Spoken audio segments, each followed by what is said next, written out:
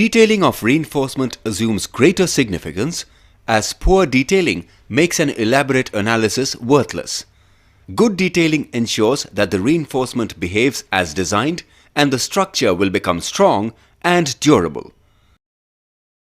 There should be sufficient horizontal distance between the rods so that the biggest size of the aggregate in concrete can pass through. The distance between the parallel bars in a beam shall not be less than 25 mm. Stirrups or rings in beam are very important. The number of rings, position and spacing shall be as required by the engineering design. Please get the main reinforcement as well as rings checked by a professional engineer. The same importance for the number, position and spacing of reinforcement bars in slabs shall be given. The location of bending up the bars and proper trying as well as provision of cover blocks and chairs for top rods shall be inspected by a professional engineer before concreting.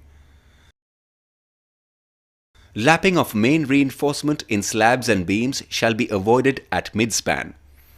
The size of the rods in a column shall not be less than 12 mm dia, and there should be minimum of 4 rods in a rectangular column and 6 in circular columns. The horizontal distance between vertical rods in a column shall not exceed 300 mm. Ensure that the column reinforcement cage is held in vertical position till concreting of foundation. The diameter and spacing of the lateral tie bars, generally called as rings, shall be as per the drawing and shall be checked by a professional engineer. Please note that it is advisable to have rings at closer spacing where vertical rods are lapped. The lapping of the longitudinal bars in a column should be staggered and not more than 50% of the bars shall be lapped at any location. Lapping can be done by tying the vertical rods with lap length as per design, or 2 rods can be welded to save on lap length. In columns and beams, the length of lap shall be as per design.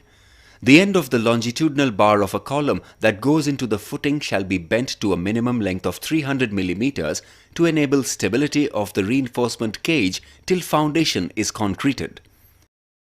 Good detailing makes the RCC strong, durable and free from defects like cracks, honeycombs, etc. Ensure adequate gap between the rods to enable the concrete to pass through.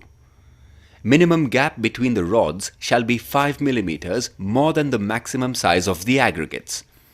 Avoid congestion of the rods at the beam column junction. Lapping of the column rods shall be staggered.